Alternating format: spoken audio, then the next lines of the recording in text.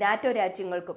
പ്രത്യേകിച്ച് എടുത്തു പറയണമെങ്കിൽ തുർക്കിക്കും അമേരിക്കയ്ക്കും വലിയ പ്രശ്നങ്ങൾ നടന്നുകൊണ്ടിരിക്കുന്ന ഈ ഒരു സമയത്ത് തുർക്കിയെ വീണ്ടും ദേഷ്യം പിടിപ്പിക്കുന്നത് പോലെ F-35 വിമാനങ്ങളെ തുർക്കിയുടെ ഏറ്റവും വലിയ ശത്രുവായ ഗ്രീസിന് അമേരിക്ക കൊടുക്കാൻ പോകുന്നു എന്ന ഒരു അറിയിപ്പ് അമേരിക്കയുടെ ഭാഗത്തു നിന്നും പുറത്തു വന്നിട്ടുണ്ട്. അതുമാത്രമല്ല, നിരവധി അഡ്വാൻസ്ഡ് F-16 ഫൈറ്റർ ജെറ്റും UH-60 ബ്ലാക്ക് ഹോക്ക് എന്ന ഹെലികോപ്റ്ററും ഗ്രീസിന് കൊടുക്കാൻ പോകുന്നു എന്ന ഒരു ഡീലിൽ അമേരിക്ക സൈൻ ചെയ്തിട്ടുണ്ട്. മറ്റൊരു ഭാഗത്ത് റഷ്യ അവരുടെ പുതിയൊരു ടൈപ്പ് ഓഫ് ഡ്രോൺ നിർമ്മിക്കുന്നതിനുള്ള പേറ്റന്റ് എടുത്തിട്ടുണ്ട്. ഇത് സാധാരണ ഒരു ഡ്രോൺ അല്ല, ഇതൊരു ടാങ്കർ ഡ്രോൺ ആണ്. പേര് തന്നെ വ്യത്യാസമായി തോന്നുന്നു, ഈ രണ്ട് കാര്യങ്ങളാണ് ഈ ഒരു വീഡിയോയിൽ നമ്മൾ വ്യക്തമായി അറിയാൻ പോകുന്നത്. വീഡിയോയിലേക്ക് പോകുന്നതിന് മുമ്പ് ഇതുവരെ ചാനൽ സബ്സ്ക്രൈബ് ചെയ്യാതെയാണ് കാണുന്നതെങ്കിൽ ചാനൽ ഒന്ന് സബ്സ്ക്രൈബ് ചെയ്യുക. കൂടാതെ വാട്സപ്പ് ചാനലിന്റെ ലിങ്ക് ഡിസ്ക്രിപ്ഷൻ ബോക്സിലുണ്ട്, മറക്കാതെ ജോയിൻ ചെയ്യുക. വോയിസ് ഓഫ് വിക്കിയിലേക്ക് എല്ലാവർക്കും സ്വാഗതം.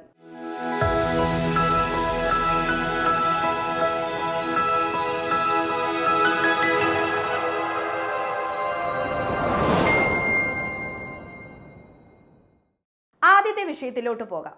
തുർക്കിയും ഗ്രീസും തമ്മിൽ എന്തൊക്കെ പ്രശ്നങ്ങളാണ് ഉള്ളത് എന്ന് എല്ലാവർക്കും അറിയാമായിരിക്കും. രണ്ടും നാറ്റോ രാജ്യങ്ങളാണ്. നാറ്റോ എന്ന സംഘടനയിൽ രണ്ട് രാജ്യങ്ങളും ഉണ്ട് എന്നതുകൊണ്ട് രണ്ട് രാജ്യങ്ങളും തമ്മിൽ യാതൊരു പ്രശ്നമില്ല എന്ന് പറയാൻ പറ്റില്ല.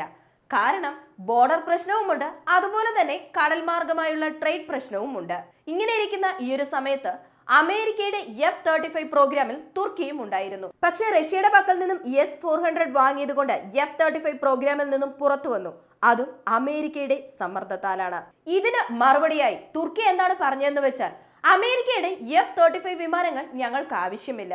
റഷ്യയുടെ പക്കൽ നിന്നും ഞങ്ങൾ വാങ്ങിയ S-400 വെച്ച് അമേരിക്കയുടെ F-35നെ എൻഗേജ് ചെയ്യാൻ പറ്റും. ഇങ്ങനെയൊരു ഡയറക്റ്റ് ഭീഷണി അമേരിക്കയ്ക്കെതിരെ മുഴക്കിയിട്ടുണ്ടായിരുന്നു. പക്ഷെ ഇതെല്ലാം മുൻപ് നടന്ന കാര്യങ്ങളാണ്. പക്ഷെ ഇപ്പോൾ ഗ്രീസിന്റെ ഭാഗത്തു നിന്നും പറഞ്ഞിരിക്കുന്നത് എന്താണെന്ന് വെച്ചാൽ, അമേരിക്കയുടെ പക്കലുള്ള F-35 വിമാനങ്ങളെ ഞങ്ങൾ വളരെ പെട്ടെന്ന് തന്നെ വാങ്ങിക്കും എന്നതാണ്. ഈ ഒരു അറിയിപ്പ് ഗ്രീസ് പുറത്തുവിട്ടത് കഴിഞ്ഞ ജൂലൈ മാസത്തിലാണ്.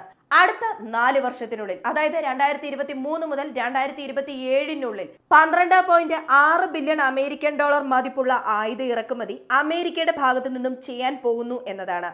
ഇത് കോമണായി നാറ്റോ രാജ്യങ്ങൾക്കിടയിൽ നടക്കുന്നതാണ്. പക്ഷെ ഇവിടെ തുർക്കി ഏത് തരത്തിലുള്ള ആയുധങ്ങളാണ് വാങ്ങാൻ പോകുന്നു എന്നതാണ് പ്രധാന കാര്യം. ഓൾറെഡി നമ്മൾ ഇൻട്രോയിൽ തന്നെ പറഞ്ഞിട്ടുണ്ടായിരുന്നു, ഗ്രീസ് അമേരിക്കയുടെ പക്കൽ നിന്നും F-16 ഫൈറ്റർ ജെറ്റ്സ് വാങ്ങിക്കാൻ പോകുന്നു എന്നത്. പക്ഷെ ഗ്രീസിന്റെ ശത്രുവായ തുർക്കിയുടെ പക്കൽ F-16 ഫൈറ്റർ ജെറ്റ്സ് ഉണ്ടെങ്കിൽ പോലും അത് പഴയതാണ്. റഷ്യയുടെ പക്കൽ നിന്നും തുർക്കി S-400 വാങ്ങിയതിനു ശേഷം ഇത് കാരണമായി വെച്ച് ഈ F-16 അപ്ഗ്രഡേഷൻ ചെയ്യാൻ പോലും അമേരിക്ക സമ്മതിച്ചിട്ടില്ല. നാറ്റോ രാജ്യങ്ങളിൽ തുർക്കിയുടെ സ്റ്റാൻഡ് എന്ന് പറയുന്നത് രണ്ട് തരത്തിലാണ്. ചിലപ്പോൾ അമേരിക്കയ്ക്ക് അനുകൂലമായ തീരുമാനങ്ങൾ എടുക്കും, ചിലപ്പോൾ റഷ്യ ഓറിയന്റഡ് തീരുമാനങ്ങളായിരിക്കും കൂടുതലായും എടുക്കുന്നത്. ഇങ്ങനെ ഇരിക്കുന്നത് കൊണ്ട് തുർക്കിക്ക് കൊടുക്കുന്ന സഹായങ്ങൾ കുറയ്ക്കണമെന്നും പറഞ്ഞ് അമേരിക്ക ഇപ്പോൾ യാതൊരു സഹായവും തുർക്കിക്ക് വേണ്ടി ചെയ്തു കൊടുക്കുന്നില്ല എന്ന് തന്നെ പറയാം. പക്ഷെ ഗ്രീസിനെ എടുത്ത് നോക്കുകയാണെങ്കിൽ $12 ബില്യൺ ഡീലിൽ F-35 വിമാനങ്ങൾ വാങ്ങിക്കുന്നതിനുള്ള ഡീലിൽ പ്ലസ് ഓൾറെഡി ഉള്ള F-16, ഗ്രീസിന്റെ പക്കലുള്ള F-16 അപ്ഗ്രേഡ് ചെയ്തു കൊടുക്കുക, ഇതെല്ലാം ചെയ്യുന്നുണ്ട്. തുർക്കിയുടെ പക്കലാണെങ്കിൽ 2-3 വേർഷൻ പഴയ F-16 ഫൈറ്റർ ജെറ്റ്സ് ആണ് ഉള്ളത്. പക്ഷെ കറന്റ് വേരിയന്റിൽ one of the best variant ഗ്രീസിന്റെ പക്കലുണ്ട്. എന്നാലും വീണ്ടും ഇത് അപ്ഗ്രേഡ് ചെയ്യാനുള്ള പ്രോജക്റ്റ് ആയിട്ടാണ് ഈ ഒരു ഡീലിനെ പറഞ്ഞിട്ടുള്ളത്. വളരെ പെട്ടെന്ന് തന്നെ, അതായത് 20 മാസത്തിനുള്ളിൽ 20 F-35 വിമാനങ്ങളെങ്കിലും ഗ്രീസിലെത്തുമെന്നാണ് പറയപ്പെടുന്നത്. 1-2 വർഷങ്ങൾക്ക് ശേഷം ഇതിന്റെ എണ്ണം ഇനിയും വർദ്ധിക്കാം. ഗ്രീസിന്റെ ശത്രുവായ തുർക്കിയുടെ പക്കൽ F-35 വിമാനങ്ങളില്ല. പക്ഷെ ഗ്രീസിന്റെ പക്കൽ F-35 വിമാനങ്ങൾ വരാൻ പോകുന്നു എന്ന് പറയുന്നത് തുർക്കിയെ സംബന്ധിച്ച് വളരെ വലിയ പ്രശ്നം തന്നെയാണ്. കാരണം എപ്പോൾ വേണമെങ്കിലും രണ്ട് രാജ്യങ്ങൾ തമ്മിലൊരു സ്പാർക്ക് വരാം. ഒരു യുദ്ധ സാഹചര്യം ഒഴിവാക്കാനായി രണ്ട് രാജ്യങ്ങളുടെയും ഡിസ്പ്യൂട്ടഡ് ഏരിയാസ്, അതുമായി ബന്ധപ്പെട്ട കാര്യങ്ങളെല്ലാം ഇവർ ഇടയ്ക്കിടയ്ക്ക് ചർച്ച ചെയ്യാറുണ്ട്. ഇതേപോലെ ഒരു ചർച്ച ഡിസംബർ മാസം 14 തുർക്കിയും ഗ്രീസും തമ്മിലുണ്ടായിരുന്നു. പക്ഷേ തൊട്ടടുത്ത ദിവസം ഡിസംബർ മാസം 15 അമേരിക്കയുടെ ഭാഗത്തു നിന്നും ഗ്രീസിന്റെ ഭാഗത്തു നിന്നും ഇങ്ങനെയൊരു അനൗൺസ്മെന്റ് വന്നു. ഗ്രീസ് അമേരിക്കയുടെ പക്കൽ നിന്നും F-35 വിമാനങ്ങൾ വാങ്ങാൻ പോകുന്നു. 14 ബ്ലാക്ക് ഹോക്ക് ഹെലികോപ്റ്റർ അമേരിക്ക വളരെ പെട്ടെന്ന് ഗ്രീസിന് കൊടുക്കാൻ പോകുന്നു എന്ന്. ഈ ബ്ലാക്ക് ഹോക്ക് ഹെലികോപ്റ്റർ എന്ന് പറയുന്നത് ഒരിക്കലും അതൊരു അറ്റാക്ക് ഹെലികോപ്റ്റർ കാറ്റഗറിയിൽ ഉൾപ്പെടില്ല. പകരം ഒരു മിഷൻ കാറ്റഗറി, ഒരു ട്രൂപ്സിനെ ഒരു സ്ഥലത്ത് നിന്നും മറ്റൊരു സ്ഥലത്തേക്ക് ഷിഫ്റ്റ് ചെയ്യുക, അവർക്ക് ആവശ്യമായ സപ്ലൈസ് കൊണ്ട് കൊടുക്കുക, ഇതിനൊക്കെ വേണ്ടിയാണ് ഈ ഒരു ടൈപ്പ് ഓഫ് ഹെലികോപ്റ്റർ ഉപയോഗിക്കുന്നത്. ഈ ഒരു വേരിയന്റിൽ ഗ്രീസിന്റെ പക്കൽ നിരവധി ഹെലികോപ്റ്റേഴ്സ് ഉണ്ട്. എന്നാലും ഈ ഒരു ഡീൽ വഴി വീണ്ടും ഈ ഹെലികോപ്റ്റേഴ്സ് ഗ്രീസിലേക്ക് എത്താൻ പോകുന്നത് ഒരു ഭാഗത്ത് തുർക്കിയെ സംബന്ധിച്ച് ഒരു പ്രഷർ ബിൽഡ് ആയിക്കൊണ്ടിരിക്കുന്നു എന്ന് പറയാം. ഇപ്പോഴത്തെ ഈ ഒരു സാഹചര്യത്തിൽ ഒരു യുദ്ധം വന്നു കഴിഞ്ഞാൽ, അതായത് ഗ്രീസ് വേഴ്സസ് തുർക്കി എന്നൊരു യുദ്ധം വന്നു കഴിഞ്ഞാൽ തുർക്കിക്ക് ഒരു അപ്പർ ഹാൻഡർ ഉണ്ട് എന്ന് പറയാം. എന്ന് തന്നെ റഷ്യയുടെ S-400 തുർക്കിയുടെ പക്കൽ ഉണ്ട് എന്ന് പറഞ്ഞാലും, F-35-നെതിരെ എഫിഷ്യന്റ് ആയി പ്രവർത്തിക്കുമെന്ന് പറഞ്ഞാലും, ഗ്രീസിന്റെ ആർമിയുമായി കമ്പയർ ചെയ്യുമ്പോൾ തുർക്കിയുടെ ആർമി എന്ന് പറയുന്നത് കുറച്ച് പിന്നോക്കാവസ്ഥയിലാണുള്ളത്. ഇപ്പോൾ തുർക്കിയുടെ പക്കൽ വളരെ കുറച്ച് അഡ്വാൻസ്ഡ് വെപ്പൺസ് മാത്രമേ ഉള്ളൂ, ഇൻക്ലൂഡിംഗ് S-400. സോ അതെല്ലാം ഓവർകം ചെയ്ത് തുർക്കി മുന്നോട്ട് വരുമ്പോൾ അതിനേക്കാൾ ശക്തി ആർജിച്ച രാജ്യമായി ഗ്രീസ് മാറും. തുർക്കിക്ക് അമേരിക്ക ഈ ഒരു സമയത്താണോ ഇപ്പോഴാണോ ചെക്ക് വെച്ചത് എന്ന് ചോദിച്ചാൽ അല്ല. ഫെബ്രുവരി മാസത്തിൽ തന്നെ ഈ F-35 വിമാനങ്ങൾ ഗ്രീസിന് കൊടുക്കുമെന്ന് US സെനറ്റർ സഭ ഒരു വാഗ്ദാനം കൊടുത്തിരുന്നു. പക്ഷേ അതിന്റെ ലെറ്റർ ഓഫ് റിക്വസ്റ്റ് അപ്രൂവൽ ലഭിച്ചത് ഇപ്പോഴാണ്. ഗ്രീസ് ഈ വിമാനങ്ങൾ വാങ്ങിയതിനു ശേഷം ആസ് പെർ പ്രോട്ടോകോൾ ഒരു ലെറ്റർ ഓഫ് റിക്വസ്റ്റ് അമേരിക്കയ്ക്ക് കൊടുക്കും. അവിടെ അത് അപ്രൂവൽ ആയതിനു ശേഷമായിരിക്കും ഈ ഒരു ഡീൽ അടുത്ത ഘട്ടത്തിലേക്ക് പോകുന്നത്. സോ ഇപ്പോൾ ലെറ്റർ ഓഫ് റിക്വസ്റ്റിന്റെ അപ്രൂവൽ അമേരിക്കയുടെ ഭാഗത്തു നിന്നും വന്നു കഴിഞ്ഞു. സോ ഇതിന്റെ ഇനിഷ്യൽ പ്രോസസ് സ്റ്റാർട്ടായി കഴിഞ്ഞു. അടുത്ത വിഷയം റഷ്യ അവരുടെ പുതിയ ടൈപ്പ് ഓഫ് ഡ്രോൺ നിർമ്മിക്കുന്നതിനുള്ള പാറ്റന്റ് എടുത്തിട്ടുണ്ട്. ഒരു ഡ്രോൺ എന്ന് പറയുമ്പോൾ അത് രഹസ്യാന്വേഷണ ഡ്രോൺ ആണെന്നുണ്ടെങ്കിൽ ഒരു 10 മണിക്കൂർ അല്ലെങ്കിൽ 12 മണിക്കൂർ ആകാശത്തിൽ പറന്ന് അതിനെ ഏൽപ്പിച്ച് ജോലി ചെയ്ത് കൃത്യമായി തിരിച്ച് ബേസിലേക്ക് തന്നെ വരും. ഇതിന്റെ സർവീസ് പീരീഡ് എന്നും പറഞ്ഞ ഒരു കൃത്യമായ സമയമുണ്ടാകും. ഇപ്പോൾ ഇവിടെ റഷ്യ എന്താണ് ചെയ്തിരിക്കുന്നത് എന്ന് ചോദിച്ചാൽ, ആകാശത്തിൽ തന്നെ വെച്ച് ഇൻഡക്ഷൻ ചാർജിംഗ് മൂലം ഈ ഡ്രോൺസ് ചാർജ് ചെയ്യുന്നത് പോലെ ഒരു ടാങ്കർ ടൈപ്പ് ഡ്രോൺ നിർമ്മിക്കാൻ പോകുന്നുവെന്ന് ഈ പാറ്റന്റിൽ പറഞ്ഞിരിക്കുന്നു.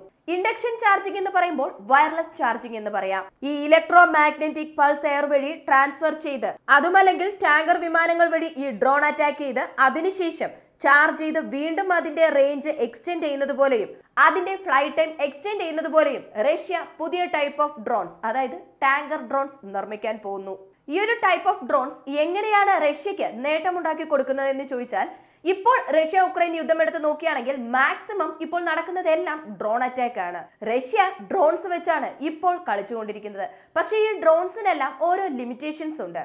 ഇപ്പോൾ ഒരു മിലിറ്ററി പോസ്റ്റിൽ പോയി ഒരു ഡ്രോൺ അവിടെ നിരീക്ഷണം നടത്തുന്നുവെങ്കിൽ കണ്ടിന്യൂസ് ആയി 4-5 മണിക്കൂർ മാത്രമേ അതിന് നിരീക്ഷണം നടത്താൻ പറ്റുകയുള്ളൂ. പിന്നീട് ആ ഡ്രോൺ തിരിച്ച് ബേസിലേക്ക് തന്നെ വരും. ഒന്നുകിൽ അത് റീഫ്യൂവൽ ചെയ്യണം, അതല്ല എന്നുണ്ടെങ്കിൽ വീണ്ടും ചാർജ് ചെയ്യണം. സോ അങ്ങനെ വരുമ്പോൾ ആ ഒരു ഗ്യാപ്പിൽ ആ പോസ്റ്റിൽ എന്ത് വേണമെങ്കിലും സംഭവിക്കാം. അല്ലെങ്കിൽ ഈ ഡ്രോണിന് പകരം മറ്റൊരു ഡ്രോൺ അതേ സ്ഥലത്തേക്ക് അയക്കണം. പക്ഷേ ഈ സമയത്തൊക്കെ ഡ്രോണിന് റിസ്ക് അധികമാണ്. കാരണം ശത്രുവിന്റെ കണ്ണിൽപ്പെട്ടാൽ എപ്പോൾ വേണമെങ്കിലും ഫയർ ചെയ്യും. ഇനി അഥവാ ഒരു ഡ്രോണിന് കണ്ടിന്യൂസ് ആയി കുറച്ചധികം ദിവസങ്ങൾ അതിന്റെ മിഷനിൽ തുടരാൻ പറ്റും, ആകാശത്ത് വെച്ച് തന്നെ അതിന് റീചാർജ് ചെയ്യാൻ പറ്റും, അല്ലെങ്കിൽ റീഫ്യൂവൽ ചെയ്യാൻ പറ്റുമെന്ന് വരുമ്പോൾ അതിന്റെ ടാർഗറ്റ്, അത് എന്തിനെയാണോ നിരീക്ഷിച്ചു കൊണ്ടിരിക്കുന്നത്, അവിടെ നടക്കുന്ന എല്ലാ സംഭവങ്ങളും ഡ്രോൺസ് പിടിച്ചെടുക്കും. അത്രയ്ക്കും ആക്യുറേറ്റ് ആയ ഇൻഫർമേഷൻസ് ഇതിന് ലഭിക്കും. ഇപ്പോൾ നിരവധി റിപ്പീറ്റർ ടൈപ്പ് ഡ്രോൺസും റഷ്യ നിർമ്മിച്ചുകൊണ്ടാണ് ഇരിക്കുന്നത്. ഇത് മുമ്പൊക്കെ പ്രവർത്തിച്ചുകൊണ്ടിരുന്നത് എങ്ങനെയാണെന്ന് വെച്ചാൽ, ഒരു സെൽഫോൺ ടവർ അല്ലെങ്കിൽ ഇതിന് റിപ്പീറ്റർ യൂണിറ്റ് സെപ്പറേറ്റ് ആയി ഉണ്ടാകും, ഇത് ഡേറ്റ ട്രാൻസ്ഫർ ചെയ്യാൻ വേണ്ടിയിട്ട്. പക്ഷെ ഇപ്പോൾ ഈ റിപ്പീറ്റർ ഡ്രോൺസ് നിർമ്മിച്ചതിന് ശേഷം ഇത് എന്ത് രീതിയിലാണ് റഷ്യയെ സഹായിക്കുന്നതെന്ന് ചോദിച്ചാൽ, മലകൾക്ക് പുറകിലൂടെ പറക്കുമ്പോഴോ അല്ലെങ്കിൽ ഭൂമിയുടെ വക്രത കാരണമോ ലോ ലെവലിൽ പറക്കുമ്പോൾ സിഗ്നൽസ് കറക്റ്റായി തരാൻ പറ്റില്ല. ആ സമയത്ത് നിന്നും ഈ ഡ്രോണിൽ നിന്നും ഇൻഫർമേഷൻ ഈ റിപ്പീറ്റർ ഡ്രോൺ കളക്ട് ചെയ്ത് അത് പ്രോസസ് ചെയ്ത് ബേസിലുള്ള ഓപ്പറേറ്റർക്ക് അയച്ചു കൊടുക്കും. തിരിച്ച് ഓപ്പറേറ്ററിന്റെ ഭാഗത്തു നിന്നുള്ള ഇൻപുട്ട് അതേപടി റിപ്പീറ്റർ ഡ്രോൺ റിസീവ് ചെയ്ത് വീണ്ടും ആ പറന്നുകൊണ്ടിരിക്കുന്ന ഡ്രോൺസിലേക്ക് എത്തിക്കും. സോ ഈ രണ്ട് നെറ്റ്വർക്ക്, ഡ്രോൺ നെറ്റ്വർക്ക് കൂടാതെ ഓപ്പറേറ്റഡ് നെറ്റ്വർക്ക്, ഇതിന് മധ്യേ ഒരു ഇന്റർമീഡിയേറ്ററായി ആക്ട് ചെയ്ത് അവിടെ ഈ ഡ്രോണിന്റെ എഫിഷ്യൻസി ഇൻക്രീസ് ചെയ്യും. മേ ബി ടാങ്കർ ഡ്രോണും ഇതേ രീതിയിലുള്ള ഈ ഒരു കാറ്റഗറിയിൽപ്പെട്ട ഡ്രോണായി വന്നാലും ആശ്ചര്യപ്പെടാനില്ല. ഇപ്പോൾ ഈ ഡ്രോൺ നിർമ്മിക്കുന്ന റഷ്യ പറയുന്നത് എന്താണെന്ന് വെച്ചാൽ, തീർച്ചയായും ഞങ്ങളുടെ ഡ്രോൺ കാറ്റഗറിയും അതുപോലെ തന്നെ ഡ്രോൺ സേനയും ഈ ഒരു ടാങ്കർ ഡ്രോൺ വന്നതിന് ശേഷം അടുത്ത ഘട്ടത്തിലേക്ക് പോകും എന്നതാണ്. കാരണം ഇപ്പോൾ പ്രവർത്തിപ്പിച്ചുകൊണ്ടിരിക്കുന്ന ഡ്രോൺസ് എല്ലാം ജെറ്റ് എഞ്ചിൻസ് വെച്ചാണ് ഉപയോഗിച്ചുകൊണ്ടിരിക്കുന്നത്.